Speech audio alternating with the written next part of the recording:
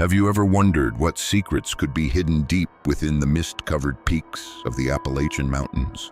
What dark and twisted mysteries lie beneath the towering trees, silently waiting for the right moment to reveal themselves? As the wind howls through the ancient forests and the shadows stretch endlessly across the land, there are stories that have been passed down through generations that tell of restless spirits, of vengeance, and of a land cursed by its past. This is one such story. The Appalachian Mountains, long considered a place of eerie beauty, hide a history filled with bloodshed and sorrow. It was here, in these secluded valleys, that a family seeking peace away from the chaos of the modern world disappeared without a trace. Their vanishing wasn't just a random incident, though. It was the start of something far darker, something that would soon grip the very soul of the land itself. As you listen closely, you might hear the whispers of those who were lost. And if you're lucky, or perhaps unlucky, you might even feel the cold touch of those long departed. For when this family disappeared, they unknowingly set in motion a curse that would bind them and all who dared to enter forever. Their story is one of tragedy, but it is also a warning that some places are better left untouched, their histories better left buried, for the spirits of the Appalachian Mountains never forgive, and they never forget. Now, let us journey into the heart of these woods, where the forgotten past still lingers, and where the restless dead wait for justice or revenge. The Appalachian Mountains, standing tall and ancient, are one of the oldest mountain ranges in the world. Stretching over 2,000 miles across the eastern United States, these mountains have withstood the test of time, watching over the land through centuries of history. But beneath their majestic peaks and sprawling forests lies a dark history, a history filled with bloodshed, conflict, and secrets that are buried deep within the earth. For centuries, the Appalachian Mountains have been the backdrop for countless stories, some tragic, some haunting. From the earliest days of Native American tribes, these lands were witnesses to fierce battles and untold violence. The first settlers who came to these mountains found not only a place of refuge, but also a battleground for survival. Wars, massacres, and brutal conflicts unfolded in the shadows of the towering trees, and with each life lost, the mountains seemed to absorb the pain and sorrow of the land. The echoes of those forgotten lives still linger, as if the mountains themselves are steeped in the energy of the past. But it's not just the wars of man that haunt these woods. Over the years, the Appalachian Mountains have become notorious for strange and unexplained events. Mysterious disappearances, strange lights flickering in the distance, and eerie sounds that seem to rise from the very earth itself. The people who live in the nearby towns speak of the mountains with a sense of reverence, even fear. They'll tell you stories of hikers who venture into the forest and are never seen again, their voices swallowed by the thick trees.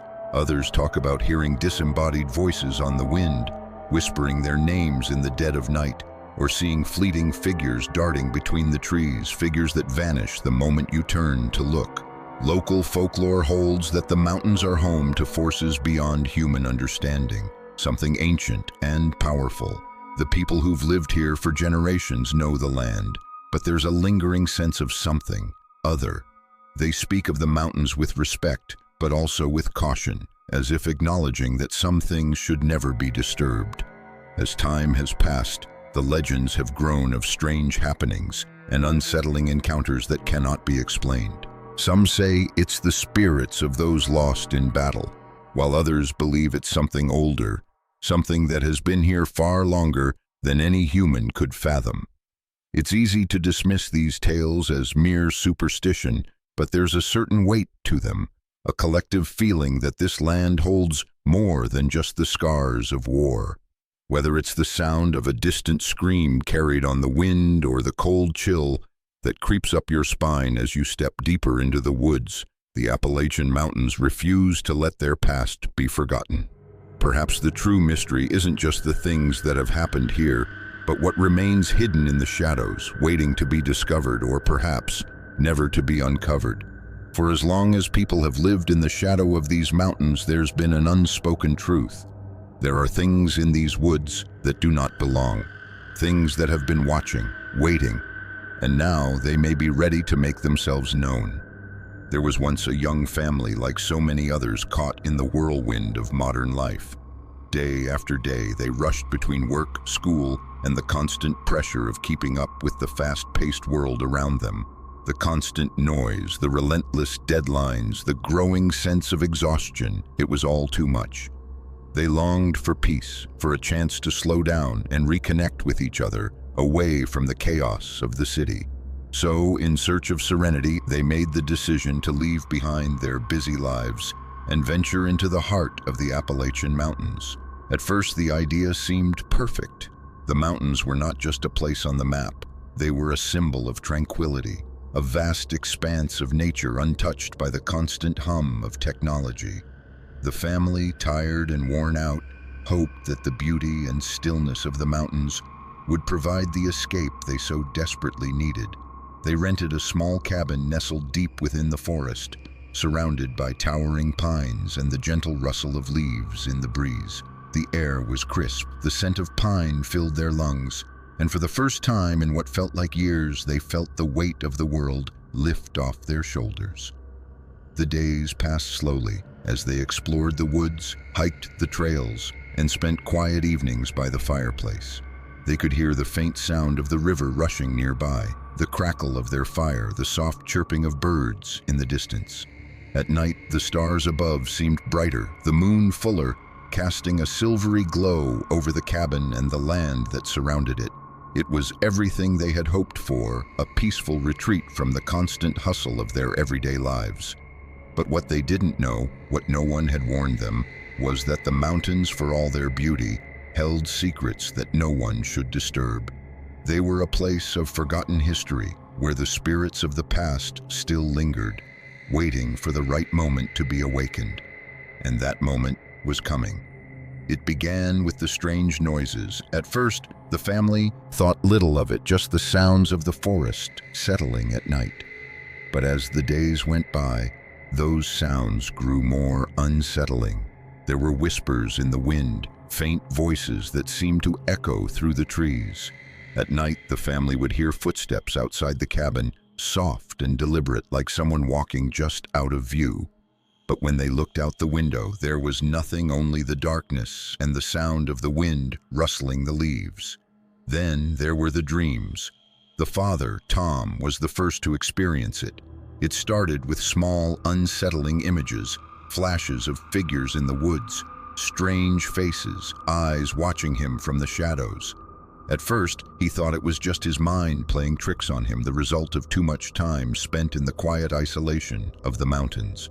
But as the dreams grew more vivid, more real, he began to feel something darker, something wrong, lurking just beneath the surface of his peaceful retreat. His wife, Sarah, noticed it too.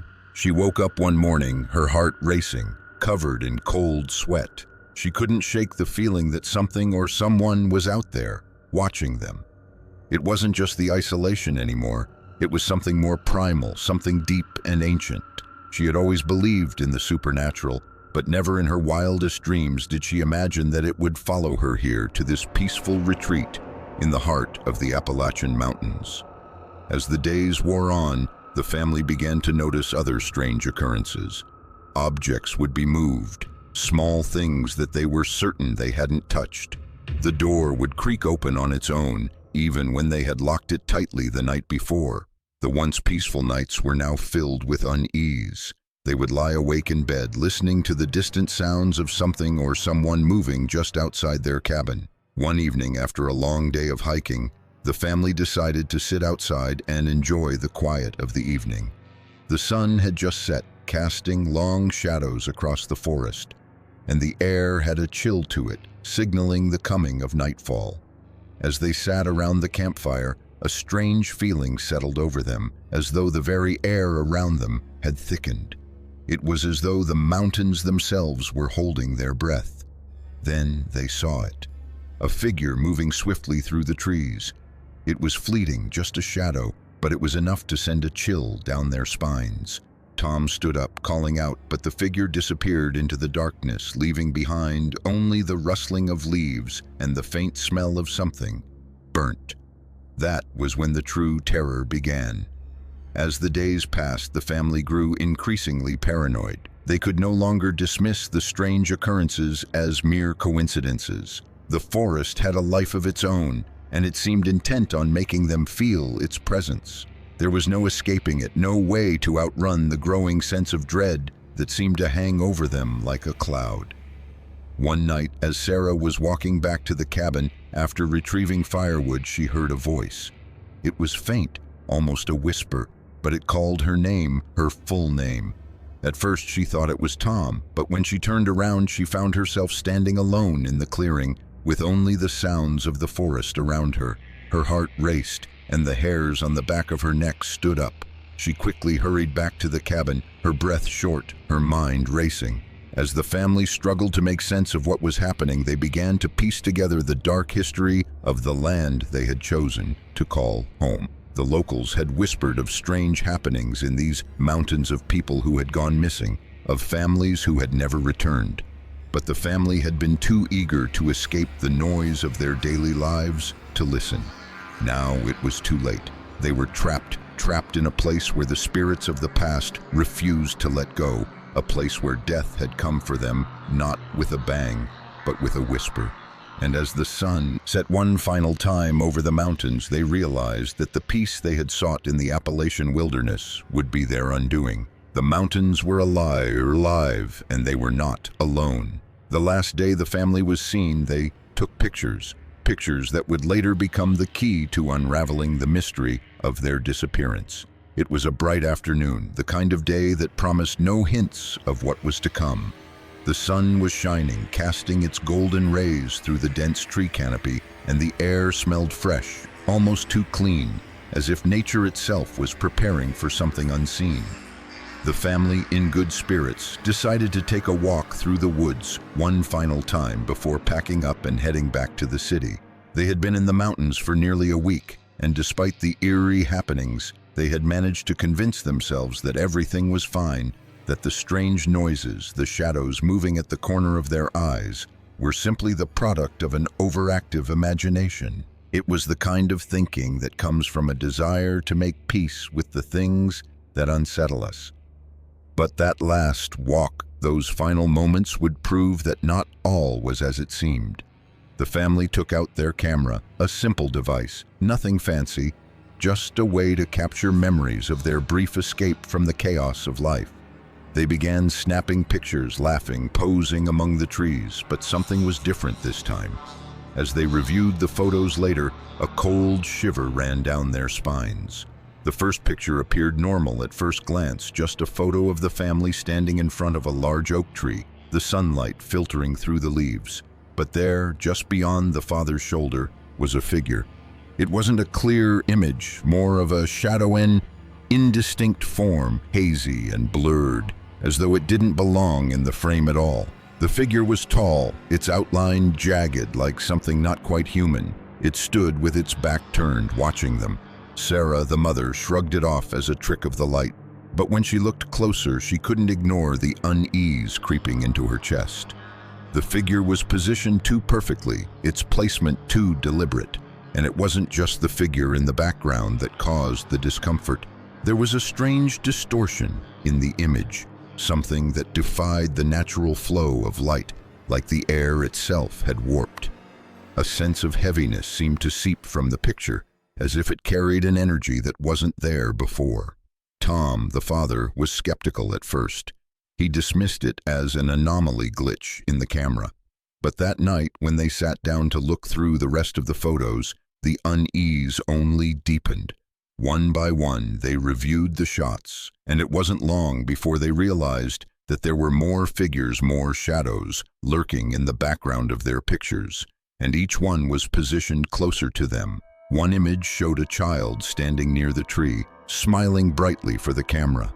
But in the far corner of the frame, just outside the edges of the family's view, was another shadowy figure, this one more distinct, its head slightly turned, as though aware of their presence. It didn't fit with the scene. And that was the part that unsettled them the most. These figures weren't naturally integrated into the photos. They didn't belong. As the family looked through more of the pictures, the pattern became clear. The shadows were moving closer. In one image, the family was posing together in front of a stream, the sun glinting off the water. The picture seemed peaceful enough until they noticed it. A face peering from the reflection in the water. It wasn't a reflection of any of them. The face was pale, its eyes wide and hollow, its expression twisted into something almost sinister. It was as though something had been waiting just below the surface, watching them the whole time. Now they couldn't ignore it. The unease that had settled into their minds from the very first night was no longer just a feeling, it was a presence. Something was out there with them, something that they couldn't see clearly but could feel lurking just beyond the edge of their vision. And with each photograph, the presence seemed to grow stronger, more apparent. The last photo they took was the most disturbing. It was a wide-angle shot, taken just before they decided to leave. The family was captured once again, standing on the trail, smiling, but something had shifted. The trees in the background seemed to darken unnaturally, the sunlight now blocked by something unseen. And just behind the family, in the farthest corner of the frame, a hand was visible. A pale, bony hand stretched out from the darkness, reaching toward them. It was so close, but they hadn't seen it when the photo was taken. It was too late for them to see it then. It had already been there, watching them. When Sarah saw the photo, her blood ran cold. The hand in the picture wasn't theirs. It was long and thin, its fingers twisted in an unnatural way, as if trying to pull them into the darkness. It was clear now, whatever had been haunting them, whatever had been following them from the moment they set foot in the mountains, was real, and it was closing in. The family had no way of knowing it, but that final photo would be the last trace of them. No one knows what happened to them after that day. Their disappearance was as sudden as it was complete. The cabin they had stayed in was found empty, the door left ajar, their belongings left behind, untouched. Their last recorded moments, those strange, chilling photographs, were left as the only clues. In the end, it wasn't the photographs that explained their fate. They only served to deepen the mystery. And as the authorities searched the woods, hoping for answers, one thing was certain. The mountains had claimed another family, and the figures in the photographs were not just figments of their imagination. They were something far worse. The only thing that remains now are the photographs and the terrifying question, what did they capture that day, and who or what was watching them? Jake Lawson had spent most of his career exploring the unexplained, a man driven by a deep curiosity that few could understand. He wasn't just fascinated by the paranormal, he was obsessed. He had spent years chasing stories of strange lights in the sky, of ghostly figures haunting abandoned buildings, and of bizarre occurrences that defied all logic and reason. His work wasn't glamorous or widely accepted. In fact, most people dismissed him as a crackpot or a thrill seeker looking for attention. But for Jake, the truth was everything. The idea that there was something beyond the physical world, something that could not be explained by science or reason, had always been a magnetic pull for him. When Jake first heard about the disappearance of the young family in the Appalachian Mountains, he wasn't sure what to make of it. He had seen plenty of missing person cases before, but this one was different. The family had vanished without a trace, leaving behind only a few photos, disturbing photos, ones that seemed to capture something not quite right. The idea that something supernatural was at play immediately sparked his interest. He knew the mountains had a history steeped in folklore and legend, but this case felt darker, more sinister. The family's sudden disappearance, coupled with the unsettling photos they left behind, sent a chill down Jake's spine. The shadows, the distorted faces, the figures that seemed to lurk just beyond the camera's lens couldn't shake the feeling that they had stumbled into something far beyond their understanding, something ancient and malevolent. It was a mystery Jake couldn't resist. Armed with his research materials, a camera, and a burning desire to uncover the truth, Jake made his way to the Appalachian Mountains. The locals had their own stories, whispers of spirits, of a curse that haunted the land, of figures that emerged from the shadows when the sun dipped below the horizon. They warned him to stay away, but Jake wasn't one to back down from a challenge. He wasn't interested in hearsay or ghost stories. He was searching for the truth, and he wouldn't be deterred by superstition or fear. As Jake arrived in the small town at the foot of the mountains, the air felt different. There was a heavy stillness, a quiet that was almost too oppressive. The townspeople gave him wary glances, speaking in hushed tones when they thought he wasn't listening. It wasn't hard to see that they knew more than they were willing to share. It was clear that something sinister lingered in these mountains, but no one wanted to talk about it. It was the kind of place where people kept their heads down and their mouths shut. Jake checked into a small, weathered inn that had seen better days. The owner, an elderly woman named Mrs. Hill, greeted him with a forced smile. She wasn't unfriendly, but she was certainly reluctant to engage in conversation. "You're here about the family, aren't you?" she asked as she handed him the key to his room. Jake nodded, the weight of the mystery hanging heavy in the air. "Be careful," Mrs. Hill said, her voice dropping to a whisper. "This town, this mountain, it has a way of taking things. People come, but they don't always leave. And if they do, they're never quite the same." Jake didn't respond. He had heard it all before, warnings from locals too afraid to confront the darkness themselves. But he wasn't here to heed warnings. He was here to uncover the truth. The next morning, Jake set out to explore the area where the family had disappeared. The townsfolk had mentioned an old cabin deep in the woods, a place where the family had rented before they vanished. The path leading to the cabin was narrow and overgrown, the trees casting long shadows that made the air feel cooler than it should have been for such a sunny day. As he walked, Jake couldn't shake the feeling that something was watching him. Something just out of sight, lurking in the trees, waiting. When he reached the cabin, he immediately felt the shift in the atmosphere. The air seemed to grow heavier, and the hairs on the back of his neck stood on end. The cabin itself was old, with peeling paint and broken windows, but there was something about it that felt alive, as if the house had a heartbeat, a pulse that was in sync with the surrounding forest. Jake pulled out his camera and began snapping pictures just as the family had done. He took shots of the cabin's exterior, the surrounding trees, the overgrown grass that had claimed the front yard. There was nothing extraordinary about the pictures until he looked at them closely. In the corners of several photos, he saw something strange. At first, it was nothing more than a flicker of light or a shadow that didn't quite match the shape of the trees, but as he reviewed more of the images, the shapes became clearer. There were figures, not just in the background, but in the very space around him. One photo in particular stood out. In it, the cabin's porch was visible, but just beyond the railing, standing in the shadows of the trees, was a figure, a tall, shadowy form that seemed to be watching him. Its face was distorted, like something caught halfway between reality and something else, something unnatural. Jake's pulse quickened. This was no trick of the light. This was something real, something alive.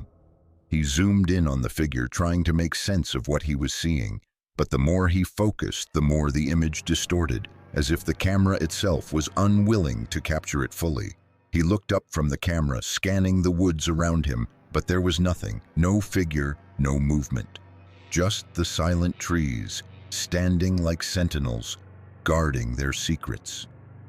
That was when Jake realized that he wasn't just investigating a missing persons case. He was standing in the middle of something far bigger than he had anticipated. The family hadn't just disappeared, they had been taken. The photo he had just taken was proof of that. A glimpse into a world beyond the one he had known. Something in these mountains had reached out to them, something that had followed them from the moment they set foot in this cursed place. Jake knew then that he was not only facing an investigation, he was facing a battle against something ancient, something hungry, and no matter how much he wanted to turn back, he knew there was no turning back now. He had crossed the threshold, and whatever he uncovered next would change his life forever. But what Jake didn't know was that the mountain had already begun to claim him too. The more he uncovered, the more entangled he became in its web. And as he ventured deeper into the woods, following the faint traces left by the family, he began to realize that the mountain wasn't simply a place. It was alive, and it had been waiting for someone like him, someone who would uncover the truth. Jake Lawson had always been the type to believe in the power of reason. As a seasoned paranormal investigator, he prided himself on his methodical approach, believing that every phenomenon, no matter how strange, could eventually be explained by logic, science, or, at the very least, some form of rational understanding. But the further Jake delved into the mystery of the Appalachian family's disappearance, the more he began to feel the walls of reason close in around him, threatening to suffocate him. The answers he was searching for were not lying in the scientific journals or old folklore. No, these answers were hidden deep within the very souls of the mountain's past.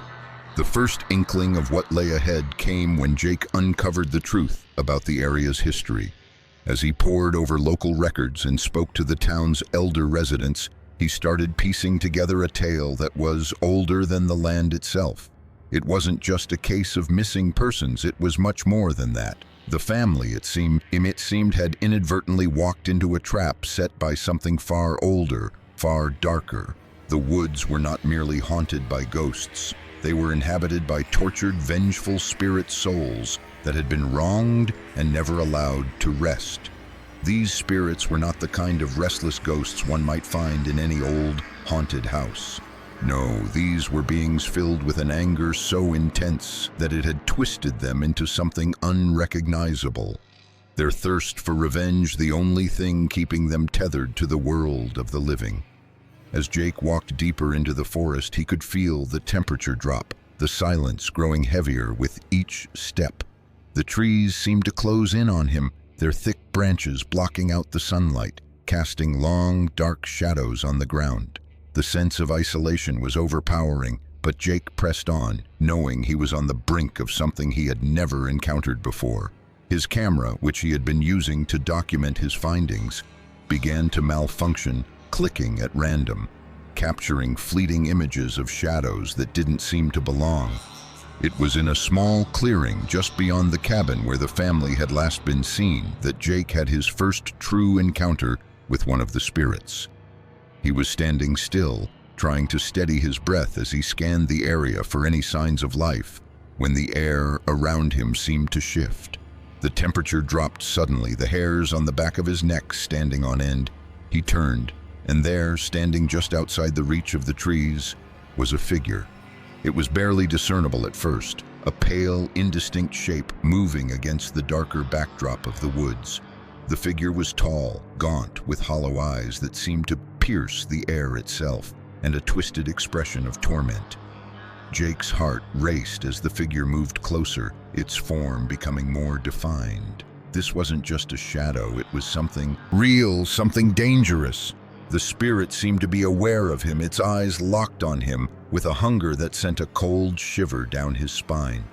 It wasn't the kind of haunting that filled you with sadness or fear, it was pure rage. The spirit wasn't just lingering, it was actively searching, seeking, waiting for someone to pay for the wrongs done to it. Frozen in place, Jake instinctively reached for his camera, trying to capture the image of the creature.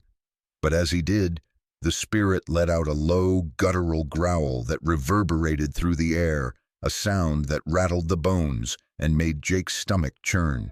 The figure lunged toward him with unnatural speed, its face contorted in a grotesque mask of fury, and Jake stumbled backward, barely managing to avoid its grasp. He barely had time to react before the figure vanished into the trees as quickly as it had appeared. It was then that Jake understood. These spirits were not like any he had encountered before. They were not seeking closure, peace, or redemption. They were consumed by their anger, and they had been waiting for someone like him to come along. Someone who might unwittingly awaken them from their slumber. These were souls bound by hatred, their torment so great that they had become something far more dangerous than mere ghosts. The only thing they desired was retribution, and they would stop at nothing to achieve it. Jake spent the following days scouring the forest, trying to understand more about the spirits and the events that had led to their eternal suffering. As he pieced together the history of the land, he learned of a massacre that had taken place centuries ago, one so brutal that the very earth seemed to weep for the lives lost. The spirits that now haunted the woods were the victims of this bloodshed, Native Americans who had been slaughtered by settlers in a land grab that was driven by greed and fear. Their souls, twisted by their brutal deaths, had never been allowed to rest, and now they were seeking revenge, not just on the descendants of those who had wronged them, but on anyone who dared to set foot in their territory. Jake was beginning to piece together the terrifying truth. These spirits didn't just want to scare him, they wanted him to suffer, to feel the same torment they had endured in life. And as he learned, the only way to end their wrath was not through exorcism, not through appeasement, but through something much more complex, retribution. The spirits' anger was so great, so overwhelming, that only one thing could stop them, the very thing they had been seeking since their death. The payment of an eye for an eye, a life for a life. Jake began to fear that the family's disappearance was not random. The family had unknowingly become the next victims in a long line of tragedies, lured into the woods by the same forces that had claimed the lives of so many before them. The family, perhaps unknowingly, had triggered the spirits' wrath. The spirits' insatiable need for revenge had found a new target in them, and it was only a matter of time before Jake, too, would become another name on the list. As he delved deeper into the mystery, the weight of the curse that had befallen these woods grew heavier. The spirits, once humans, had now become something far more dangerous, driven by rage and a thirst for vengeance that could never be quenched. They were not the kind of spirits that could be appeased with prayers or rituals. No, these were souls consumed by hatred, their every action motivated by the desire to make the living suffer as they had suffered. Jake knew that the only way to stop the spirits' reign of terror was to uncover the true source of their anger, to find the one responsible for their deaths, and force them to face the consequences. But that meant he would have to risk everything: his own life, his sanity, and perhaps his very soul. The spirits would not be content until they had claimed their retribution.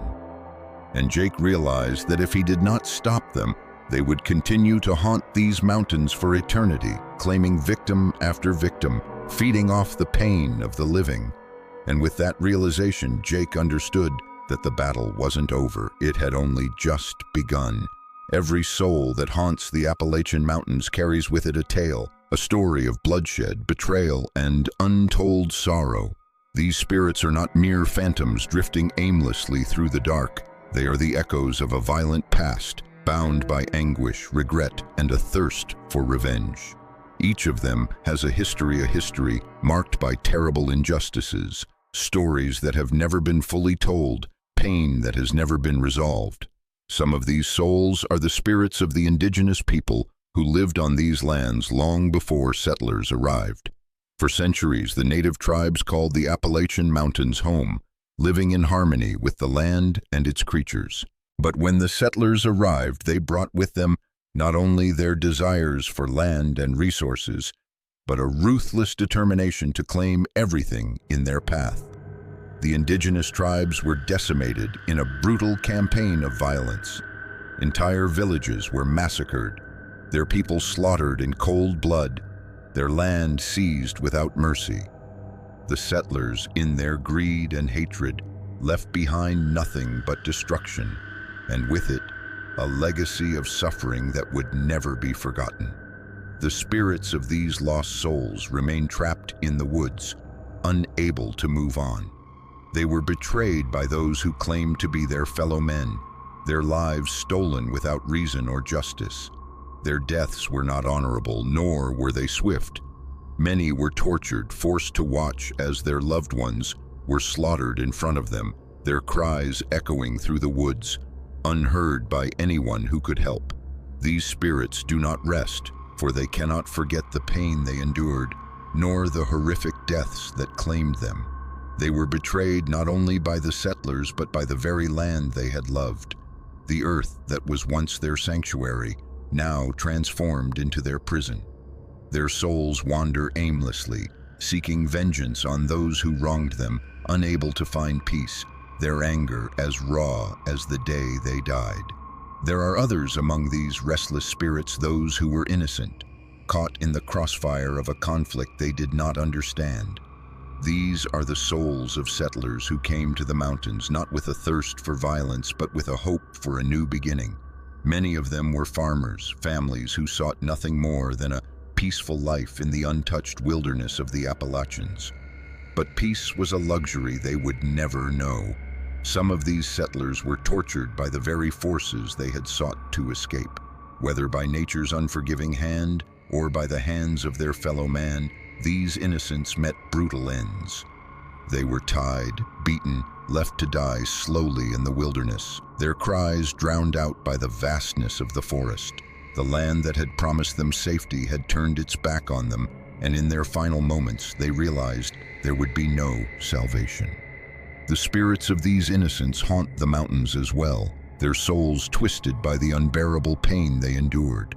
Unlike the spirits of the indigenous people, these souls are not consumed with hatred, but with sorrow and overwhelming, suffocating grief.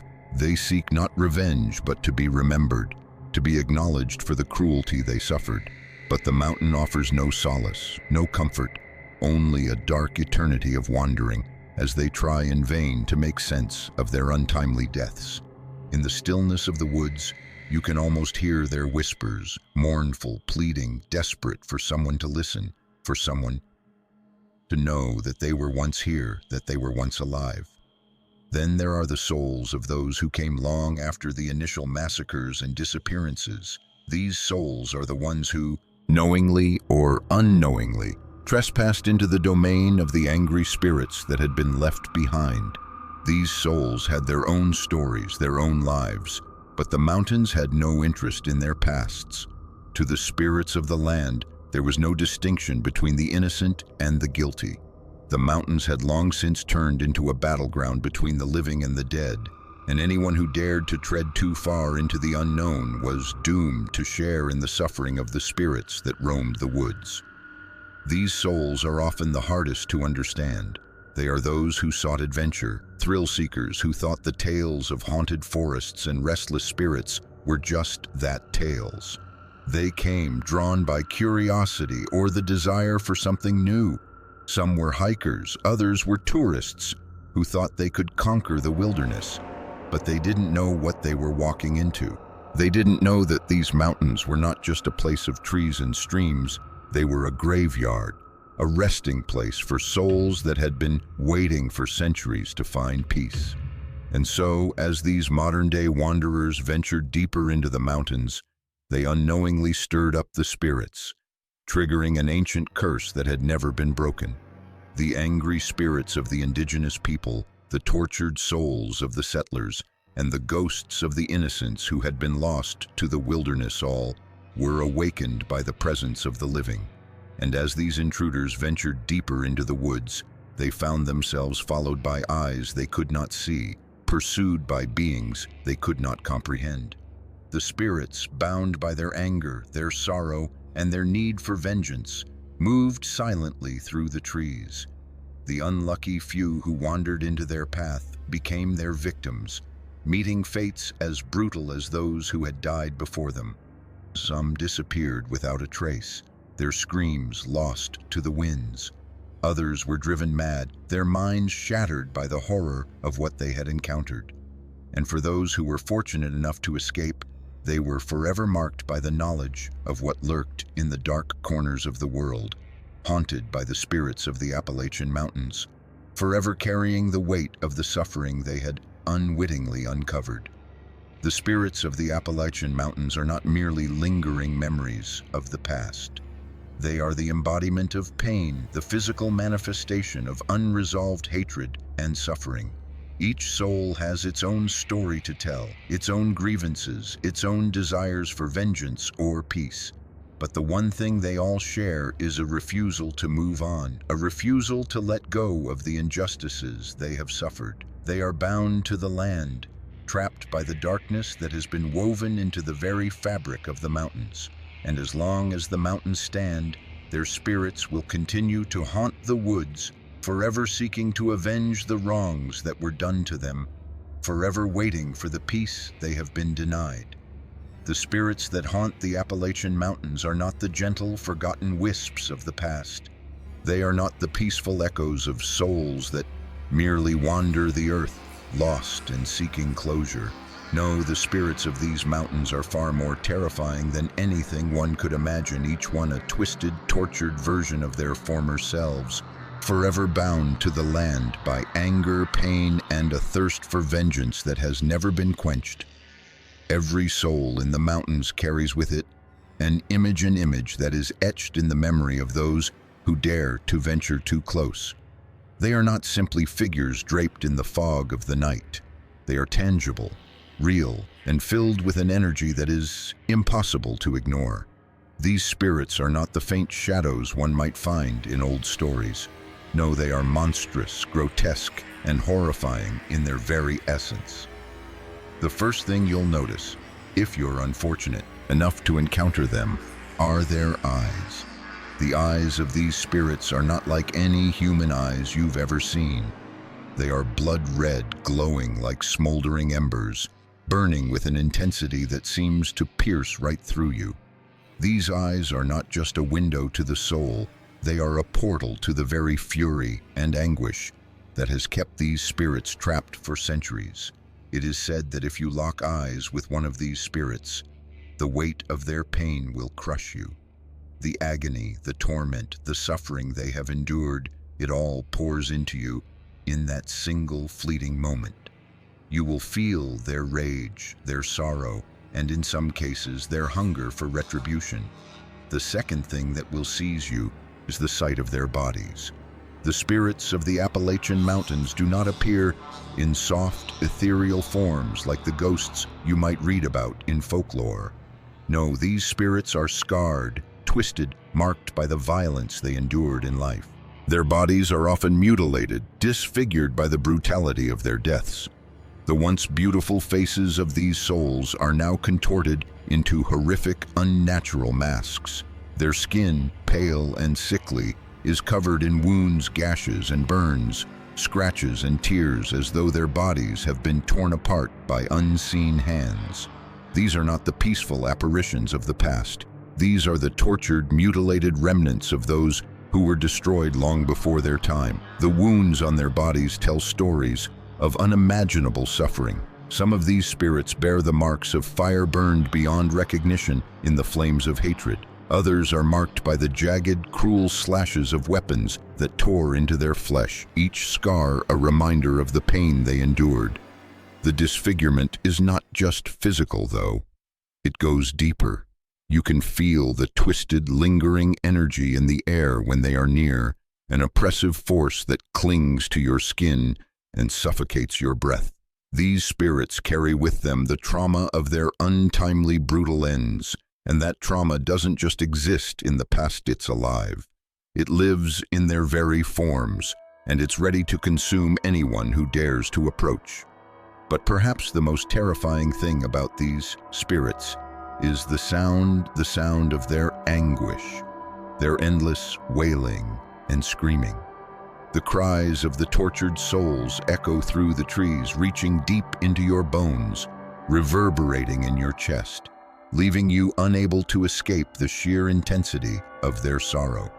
These are not the cries of the peaceful dead. These are the screams of beings trapped in eternal suffering. They scream not because they are afraid, but because they are angry. They scream because they have been wronged, because their deaths were violent, unprovoked, and unresolved. The sound of their voices is raw and jagged, like nails on a chalkboard, scraping across the fragile veil between life and death. It is the sound of pain that cannot be expressed with words alone, the sound of souls so desperate for release that they will scream until the end of time. It is said that if you hear the screams of these spirits, it is already too late. The sound pulls you in, drawing you closer to the source of the torment, urging you to come, to look, to witness the horror that lies just beyond your sight. And when you do look, when you finally catch sight of the twisted forms that are causing the chaos, you will understand. You will understand why they scream, why they rage. Their suffering has become their essence. They are no longer just souls. They are the embodiment of pain and fury, a living nightmare of grief that refuses to die. Those who have encountered these spirits often describe a feeling of utter helplessness, as though the very air around them has become thick with despair. The ground beneath your feet seems to tremble with the energy of the spirits, their presence vibrating through the earth like a constant, relentless hum. It is as if the entire forest is alive, pulsing with the agony of the spirits who roam its depths, looking for something to soothe their rage. But there is nothing. Nothing will calm them, nothing will stop them. And as they move through the shadows, they leave behind a trail that cannot be explained by earthly logic. The trees shake, their branches snapping like brittle bones. The wind howls with unnatural force, pushing you, urging you to run. But no matter how fast you flee, you cannot outrun the spirits. They are relentless. They will follow you. The only way to escape is to leave the mountain, to never look back. But even then, their presence lingers. The memories of their faces, those hollow eyes, those twisted bodies, will stay with you. The sound of their screams will haunt your dreams, echoing in your mind long after you've left the mountain behind. For the spirits of the Appalachian Mountains are not just ghosts. They are a force of nature, an unyielding presence that is woven into the fabric of the land itself. Their images, burned into your mind's eye, will never fade. The moment you see them, you are marked forever. And even if you manage to escape their physical grasp, you will never truly escape their wrath.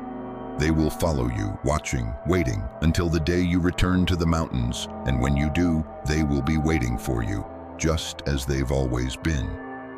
Jake and his team had ventured deeper into the heart of the Appalachian wilderness than anyone before them. The deeper they went, the more they felt the weight of the land pressing down on them. The dense forest, the oppressive silence, and the unnerving sensation of being watched were all too real. But nothing compared to the moment when they finally came face to face with the spirits of the mountain. It started with a shift in the air. The temperature dropped, and with it, a heavy sense of dread washed over the group. It was as if the mountain itself had grown aware of their presence, aware of the intrusion they were making into its long-held secrets. They had spent days researching the history of the land, interviewing locals, and collecting evidence of paranormal activity, but nothing prepared them for the raw power they were about to encounter. The whispers in the woods grew louder, the trees seemed to sway and creak in ways they couldn't explain, and the once familiar sounds of nature became distorted, unnatural. It was clear that the spirits who had been waiting in the shadows were now fully awake, and they were not pleased. Jake stood at the front of the group, his heart racing. He had spent years studying the supernatural, and he had faced countless paranormal phenomena. But this was different. The anger in the air was palpable, the intensity of the spirit's presence suffocating. These were no ordinary ghosts. These were souls bound by rage, bound by a thirst for revenge so strong it had kept them tethered to this world for centuries. As they pushed forward, the first spirit appeared, not in the faint, shadowy form Jake had expected, but in full, horrifying detail. It was tall, its body gaunt and covered in gruesome wounds, its face twisted in an expression of eternal anguish. Its eyes glowed, a deep, fiery red eyes that seemed to pierce straight through them, locking onto Jake with an intensity that felt as though it could burn him alive. Jake's breath caught in his throat. This wasn't a haunting. This was something far more dangerous. The spirit didn't move, but its presence filled the clearing, suffocating the air around them. It wasn't just a ghost. It was the manifestation of something far darker, something that had been waiting, watching for someone to finally come along and uncover the truth. The spirit's form flickered for a moment, shifting and distorting, and then, in an instant, it was gone. But its presence lingered, an eerie chill crawling across Jake's skin as though it had marked him, claiming him as its own. The team stood frozen, unsure of what to do next. It was clear now that these spirits weren't interested in making contact for the sake of communication. They weren't seeking to tell their stories. They were angry, and they wanted retribution. There was only one way to end their torment, to find the one responsible for the horrors they had endured, the one who had bound them to the land for so long. Jake knew that the only path forward was to confront the source of their suffering, but that path would not be easy. The spirits were not going to let them simply walk into their domain and uncover the truth. No, they would fight, and they would make Jake and his team pay the price for disturbing the peace that had kept them trapped in this world for so long. With a heavy heart, Jake turned to his team. "We have no choice," he said, his voice strained but resolute. "We have to find out who did this to them. If we don't, they will never stop." As they pressed on, the forest seemed to close in around them. The trees grew thicker, the shadows darker, and the air heavier with each step. It felt as though the very ground beneath their feet was alive, reacting to their presence. They could hear the faintest of whispers now, words that were just out of reach. Words of anger, pain, and sorrow. They were the voices of the spirits, warning them, urging them to turn back. But Jake couldn't turn back now. He couldn't let the spirits continue their torment, and he couldn't let them claim more victims. The key to ending this lay in discovering the truth, no matter how dangerous it might be.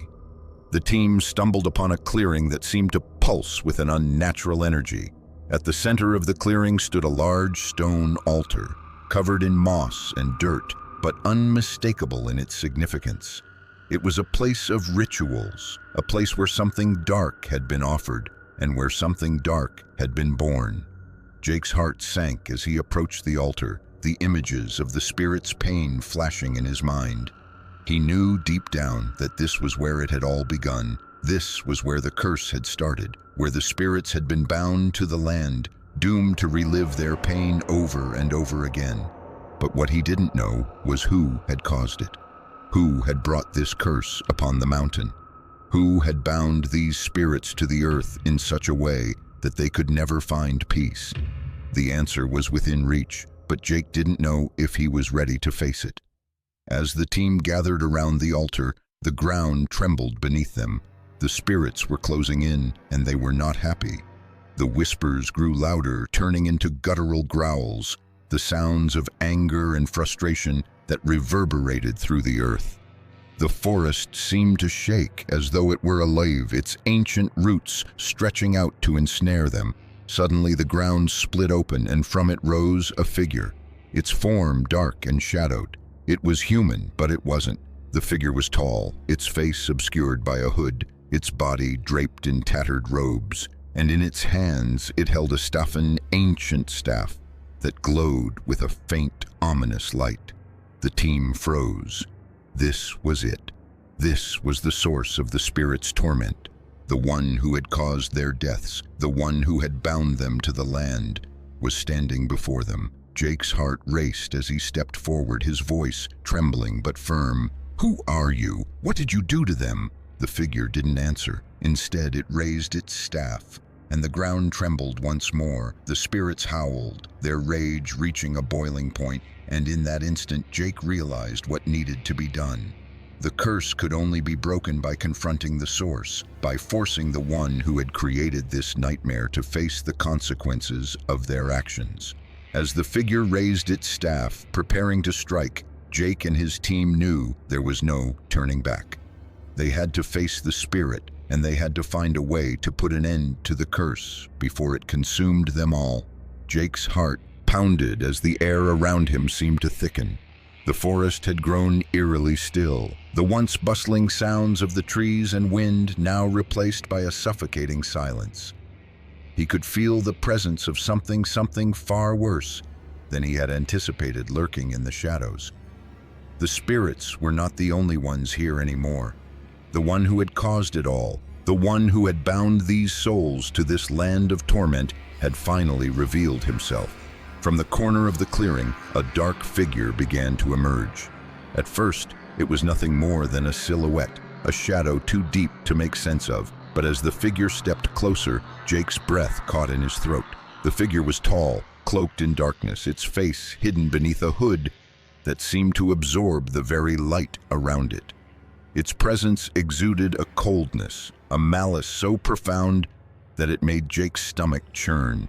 The figure didn't walk like a man. It glided silent, unnatural, its movements deliberate, almost predatory. Every step it took sent ripples through the air, and with each step, Jake could feel the weight of the spirit's anger intensifying. The atmosphere was charged, crackling with an energy that was as old as the land itself, an energy born from suffering, revenge, and the desperate need for justice. As the figure moved forward, it raised its head, revealing a face, not a human face, but a mask of twisted, forgotten memories. The skin was pallid, stretched tight over sharp bones, with eyes that glowed an unnatural shade of yellow. They were eyes filled not just with malice, but with a deep, unrelenting satisfaction, as though the figure had been waiting for this moment, for someone to come and finally uncover the truth. Jake's hands trembled as he instinctively stepped back, but the figure's eyes were locked onto him, its gaze as cold and unforgiving as the mountain itself. For a moment, the world seemed to freeze. Jake's mind raced, trying to make sense of what he was seeing. This was the one who had caused the pain, the death, the torment. This was the man who had orchestrated it all, who had condemned these souls to suffer for centuries. The ghosts, the tortured spirits who had haunted the mountain were not just victims of fate. They had been victims of this man's cruelty, his greed, and his insatiable thirst for power. Jake could feel the weight of their anger now, could sense their presence swelling around him. They had come for justice, for vengeance, and they had found the one responsible. This is impossible, Jake muttered almost to himself, his voice barely a whisper. But the figure spoke, its voice low and hollow, as if it came from deep within the earth itself. "No, it is not impossible," it said, its words slow and deliberate, each one carrying a weight that seemed to make the ground beneath their feet tremble. "It was never meant to be.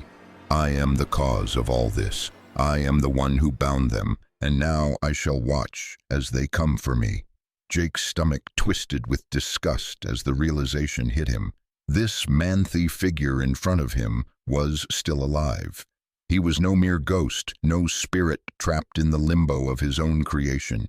He had been the one who had done this, who had slaughtered, betrayed, and trapped the souls of the innocent in a never-ending cycle of pain.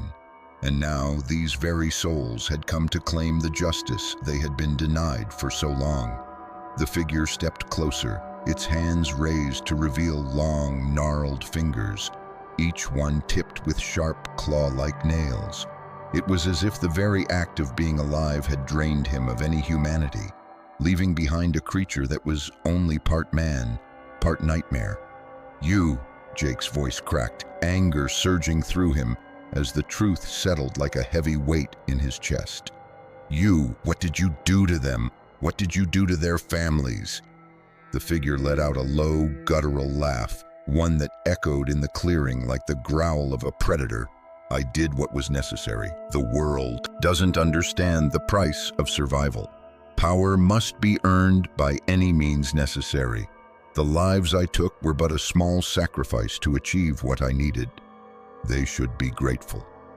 Jake's hands clenched into fists as fury boiled inside him. "Grateful," he spat, his voice shaking with disgust. "You slaughtered them, you killed them in cold blood, and you condemned their souls to wander for eternity. How could you?" "They were weak," the figure interrupted, its voice growing colder, more venomous. "And in this world, only the strong survive. I gave them no choice. They were pawns in a game much larger than they could understand, and now they come for me. They think they can bring me to justice, but they are fools. Jake's blood ran cold as the figure's words sunk in. This was a man who had no remorse, no understanding of the pain he had caused. He saw himself as a god, a ruler, a master of fate, and the spirits, those who had suffered at his hands, were nothing more than the collateral damage in his quest for power. But the spirits had not forgotten. They were not fools.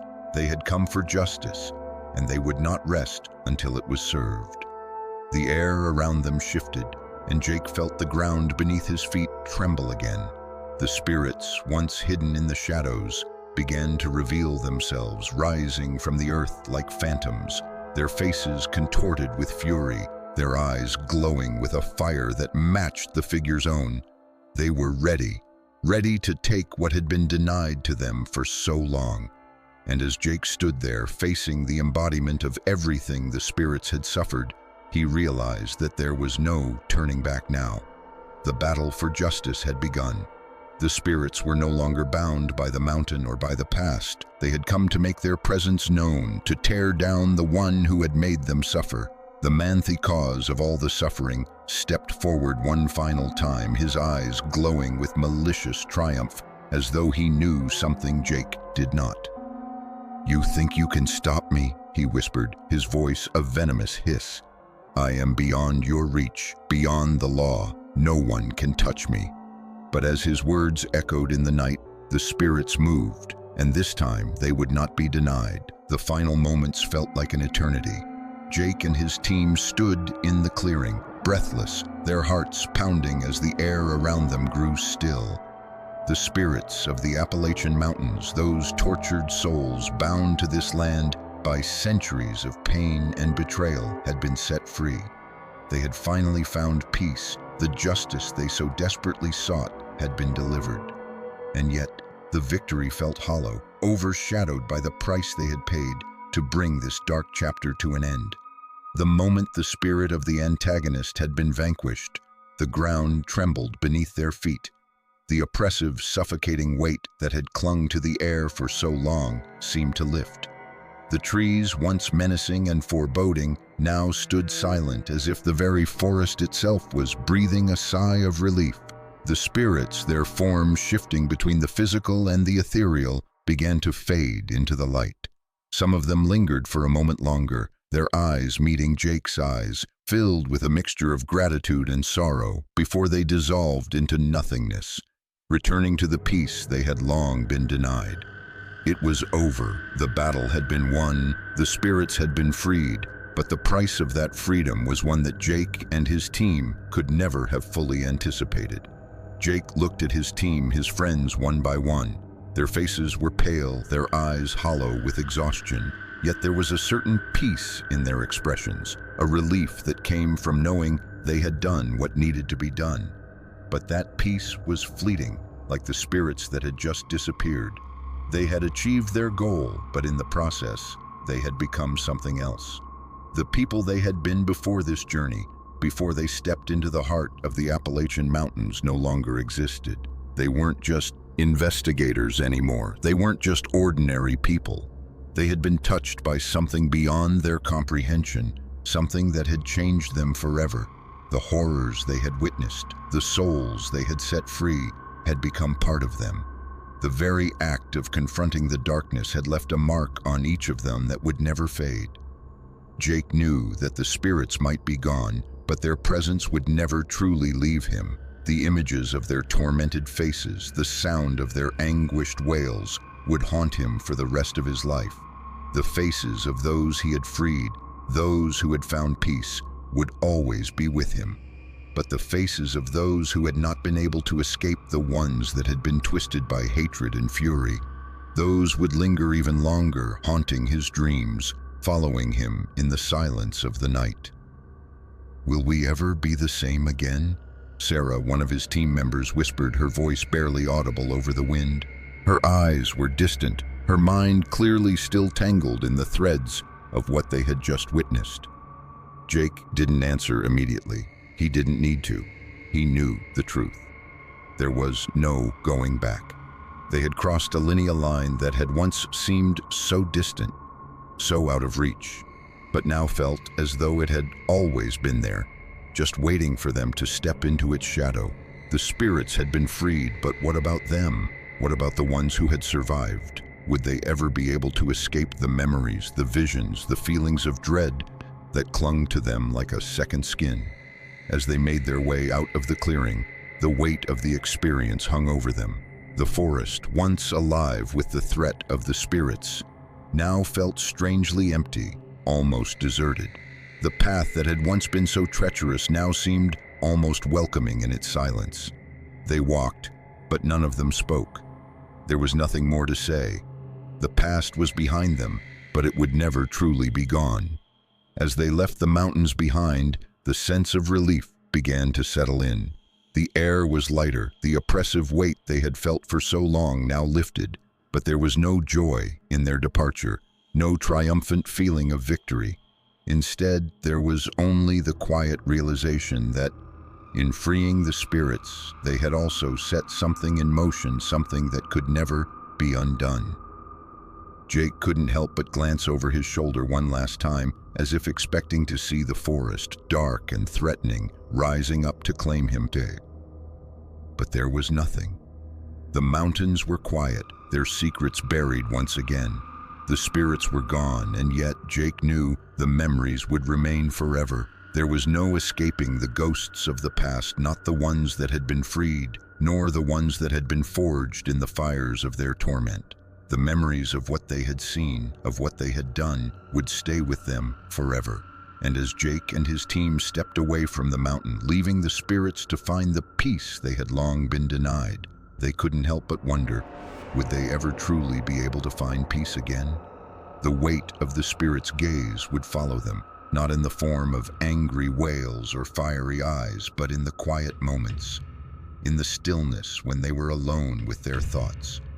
They had been changed, and in that change, they would carry the burden of the mountains forever, just as the spirits would carry their pain into eternity. The only question left was whether they would be able to live with it.